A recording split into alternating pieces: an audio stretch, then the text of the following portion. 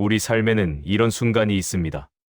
마음은 다치지 않으려 애쓰는데 정은 남아있어 쉽게 물러나지 못하는 순간입니다. 너무 멀어지면 차가운 사람 같고 너무 가까이 가면 스스로가 지치는 그 애매한 자리에서 마음이 오래 머뭅니다. 우리는 오랫동안 정이 깊다는 말을 좋은 관계의 증거로 믿어왔습니다. 그래서 더 이해하려 했고 더 참으려 했고 조금 불편해도 넘기며 관계를 지켜보려 애썼습니다. 하지만 시간이 지나면 정이 깊을수록 거리가 흐려졌고 그 흐려진 거리에서 마음은 자주 소모되었습니다. 정약용은 사람 사이에 온 길을 무작정 가까워지는 데서 찾지 않았습니다. 그는 정이 오래 가려면 거리가 먼저 분명해야 한다고 보았습니다. 정은 마음의 깊이이고 거리는 삶의 질서입니다. 이 둘이 뒤섞일 때 관계는 따뜻해지기보다 서로를 힘들게 만듭니다. 정이 깊다는 이유로 모든 것을 감당할 필요는 없습니다. 거리가 분명하다는 이유로 마음이 차가워지는 것도 아닙니다. 오히려 분명한 거리는 정이 상처로 변하지 않도록 지켜주는 울타리입니다. 인생의 전반부에는 정으로 관계를 넓히는 일이 중요했습니다. 그러나 인생의 후반으로 갈수록 우리는 알게 됩니다. 이제는 정은 깊게 두되 거리는 분명히 할 때 관계가 오래 편안해진다는 사실을요. 이제부터는 왜 정이 깊을수록 거리가 더 필요해지는지, 그리고 정약용은 어떤 기준으로 사람과 사람 사이의 자리를 정리했는지에 대해 천천히 이야기해 보려 합니다. 정이 깊다는 것은 마음을 쉽게 열 수 있다는 뜻이기도 합니다. 그래서 우리는 가까워지는 데는 익숙하지만 선을 긋는 일에는 서툽니다.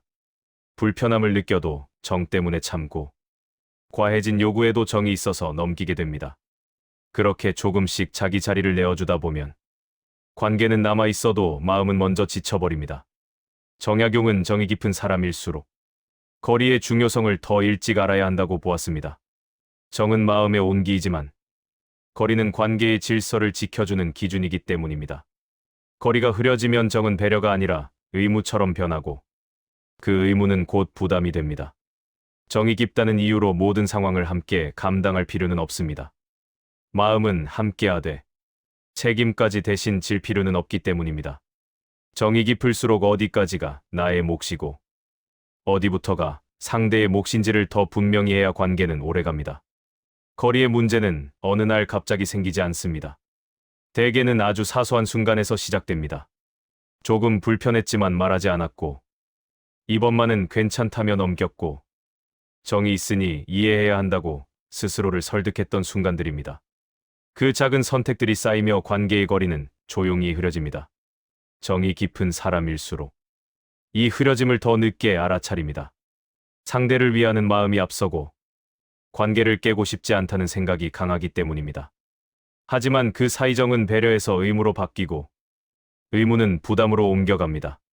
그때부터 관계는 따뜻함보다 피로를 먼저 남깁니다. 정약용은 이런 관계를 정이 많아서 생긴 문제로 보지 않았습니다.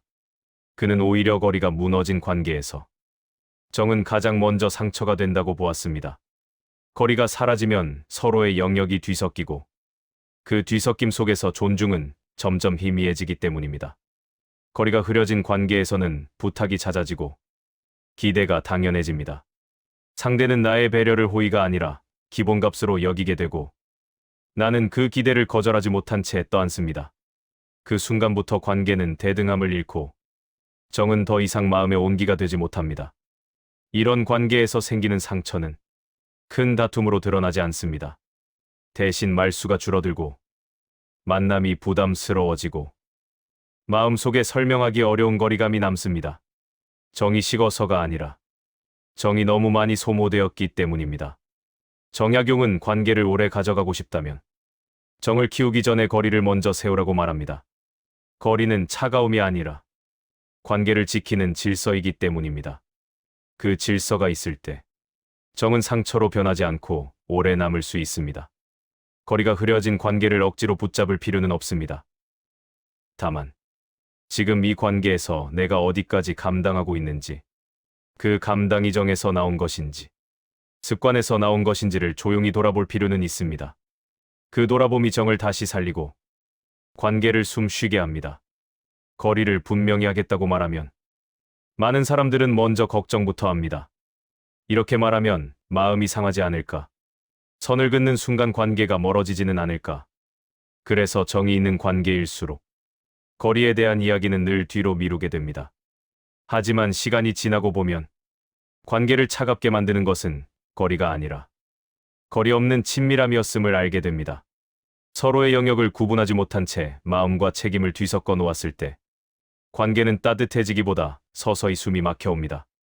정약용은 사람 사이의 조화는 얼마나 가까운가가 아니라 각자의 자리를 얼마나 존중하는가에 달려 있다고 보았습니다. 분명한 거리는 사람을 밀어내는 벽이 아니라 서로의 자리를 지켜주는 선입니다. 그 선이 있을 때 정은 침범이 아니라 배려로 남습니다.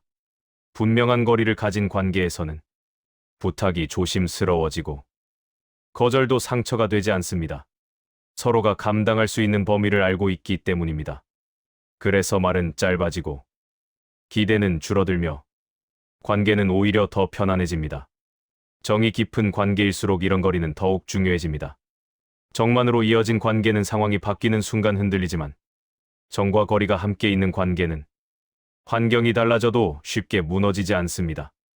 그 관계에는 무리해서 지켜야 할 의무가 아니라 스스로 선택한 온기가 남아있기 때문입니다. 분명한 거리는 정이 줄어드는 신호가 아닙니다. 오히려 정을 오래 남게 하는 방법입니다. 지치지 않아도 되고 억지로 감당하지 않아도 되는 관계. 그 관계에서 정은 부담이 아니라 기댈 수 있는 마음으로 자리 잡습니다. 그래서 인생의 후반으로 갈수록 우리는 알게 됩니다. 정은 깊게 두되 거리는 분명히 할 때 관계는 가장 자연스럽고 오래간다는 사실을요.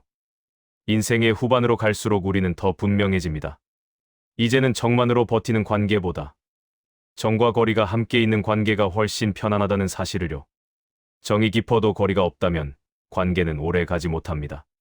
정약용의 지혜는 사람을 멀리하라는 말이 아닙니다. 정은 깊게 두되 그 정이 나를 소모시키지 않도록 자리를 정리하라는 뜻입니다. 그 정리가 있을 때 관계는 상처가 아니라 지탱이 됩니다. 거리를 분명히 한다고 해서 정이 줄어드는 것은 아닙니다. 오히려 지켜진 거리는 정을 더 오래 남게 합니다. 무리하지 않아도 되고 억지로 감당하지 않아도 되는 관계. 그 관계가 인생의 후반을 조용히 편안하게 만듭니다. 정은 깊게, 거리는 분명하게. 이 단순한 원칙이 관계를 오래 가게 하고 마음을 덜 흔들리게 합니다. 그리고 그 균형을 알게 되는 순간 우리는 비로소 관계에서도 자기 자리를 지킬 수 있게 됩니다.